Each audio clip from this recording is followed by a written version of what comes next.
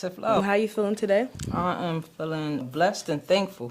We are too. So we read in early 2025, York City marked over 100 days without a shooting or homicide, a record, and we saw a 73% drop in people struck by gun violence from 2022 to 2025.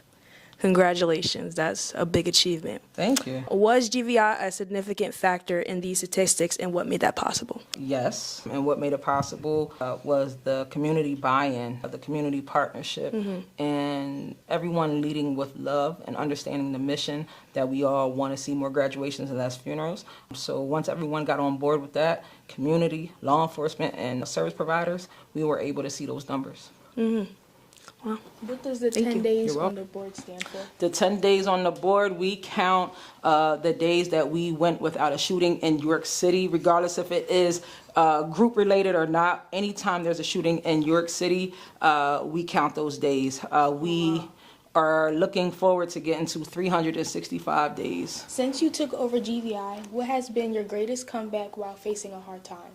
Ooh, my greatest comeback. Oh, okay. In 2021 to 2022, I'm going to say 2022 was a horrible time in my career because we had about 25 homicides, right? And the comeback was at 104 days in 2025 when we were able to go 104 days without a shooting. To have to come out in my community and be with parents and families 25 times in 2022 because of homicides was a challenge. But when you are able to go 104 days without telling one family member that their loved one hasn't been shot at all, well, that's a comeback story that I'll always stand on. What helped you get through those hard times? Prayer, family, community, but mainly my kids. You know, when you have young people that come to this office or see me wherever and they just ask me to do whatever I can to make sure they stay alive, I gotta get up every day and do just that. People come here and get their haircuts. One of our credible messengers. So we had a credible messenger here about a year ago. He was a barber also, and we had talked about it, but he didn't capitalize on it. So we have another credible messenger. We brought it back up, and he capitalized on it, and now it's a thing. What significance does a stable family structure have in the life of a teen? Man, that is such a big question. It's such a huge significance, right? Sometimes family don't realize the significance that they play in the teens' lives. So you have some teens that they're brought up in a two-parent household, and from the outside everything looks good, right? But in that two-parent household, let's say the mother is being beat by the father, and this young person, let's say a young lady, right, is watching that. Her goal is going to be, I'm not going to be like my mother, or I may be like my mother. You understand? And I say something like that because it's like this is some of the things that we deal with often, where the family dynamic doesn't understand the importance of being mindful of their actions and what they're doing at home, because again, teens are sponges, and some of us either we fall victim to our environment, or we work harder trying to not do it and we get caught up in something else. What is the biggest improvement you have seen a youth make coming out of the GVI program, and how did that make you feel as you look back at where they started? Emotional question. Very emotional, because the person I'm going to talk about is actually not here no more. But I have to tell his story because he has made such an impact. We had a young man, and I will say his name.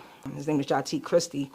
And Jatik was a part of this program for a few years. And the way society had looked at him, they didn't want to give him the opportunity that we did.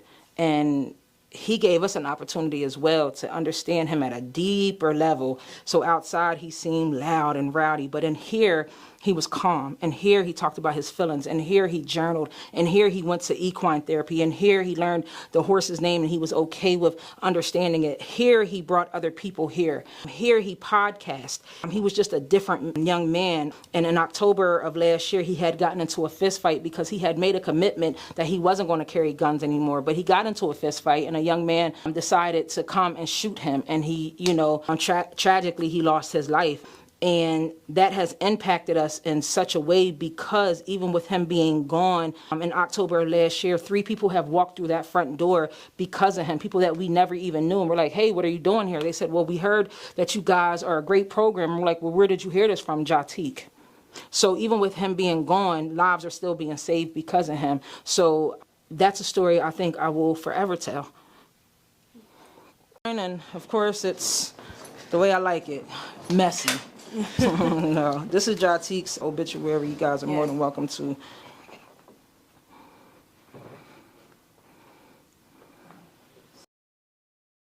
Tonight, if you guys get to see any of the people that come in, my guys group tonight is, I think the youngest in the group is 14, the oldest is 30. Wow. So we go 8 to 80.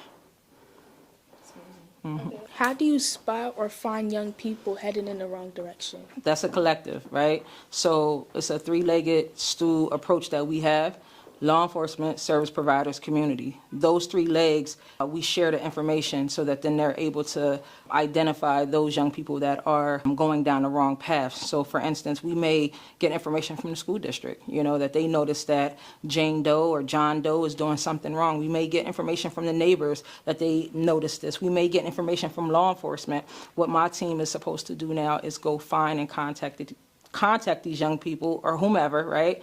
And then provide them with the resources. Like, if they don't want to, do better for themselves, how do you get them to? Man, every situation is different, right? Mm-hmm. There's no secret sauce for one person. You just have to be committed to continuously trying, right? Because most people are going to say no. When you come from a place of a lot of trauma, you're not used to just genuine help, right? Your body it's like that flight or fight, right? I'm getting out of here. But when you keep coming back, and I believe that if you continue to lead with love, I'm going to beat you down with love. So we've had people, and I'm mad that my Credible Messenger team isn't here. Both of them just chased. They had 2 people on their caseload. One of them was chasing a person for 5 weeks, could not catch this person. They finally got him, and this person comes here all the time, and he allows us to love on him. The other one chased this person for almost 6 weeks. Just Friday, they were able to get that person in here. So again, it's just us not quitting. We can't quit. If we quit, right, if we tell them no, if they tell us no and we don't go, and they die, then what? So no that don't mean anything to us. If you say no to me today, I'm coming back tomorrow. You say no tomorrow, I'm going to keep coming back before I have to go to your funeral. So we'll just keep going. When we get their addresses and their locations, it's law enforcement giving us information. It's some of our service providers that we partner with that may share information. And sometimes, most times, it's social media. We will have the family members that will share information and say, please do not tell, and we will not. We do not snitch around these parts, but we will show up. What's the hardest case that you had, to lure not lure, but, try to bring somebody in? The hardest case. You know what? I guess I can put this on the record because the person hasn't made it here yet. But if I'm going to say the hardest case, about 2 years ago, there was a group of young women, because we have young ladies too, right? And they had just made some poor choices, and I wanted to pour into them. But sometimes when you want to do that, and especially with girls are worse than boys. Man, they did not want me to pour into them at all. And they tore me up on social media. You hear me? Tore me down because, but when you talk about hard, when you understand why they're tearing you down, you know what I mean? I didn't see it the way everybody else saw it. Everybody else saw it as jokes and laughs and shares. What I saw was just a young group of young ladies that needed a hug. That I seen myself in all of them. Today, I talked to one of the ringleaders, and she's going to meet with me on Thursday, and we both were able to apologize to each other. I was able to tell her that I forgive her. I was able to tell her that I can't wait to help you, and I cannot wait for her to come here and I can just hug her. So that was 2 years, and I waited on her.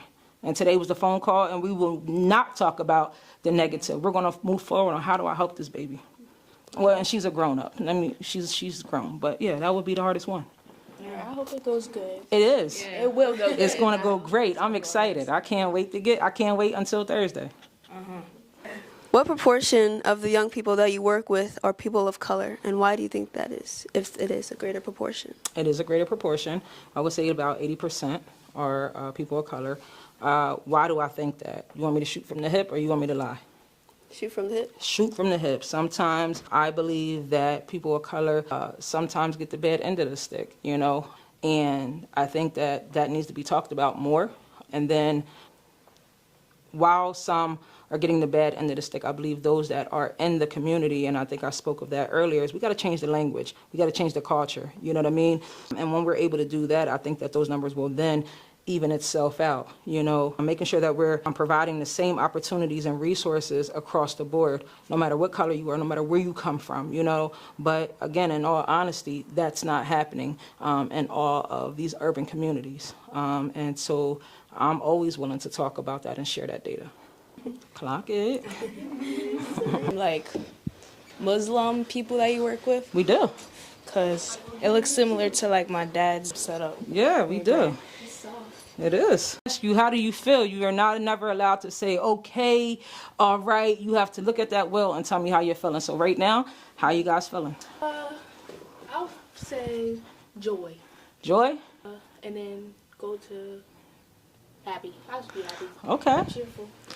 I would say sentimental. Sentimental, okay. I think, well, maybe touched. Touched. Or Okay. appreciate. Okay. That you Yeah. are willing to do this with us. Okay, awesome. How are you feeling? All of the joy. Every word anything that is with joy right now, that's how I'm feeling. Yes.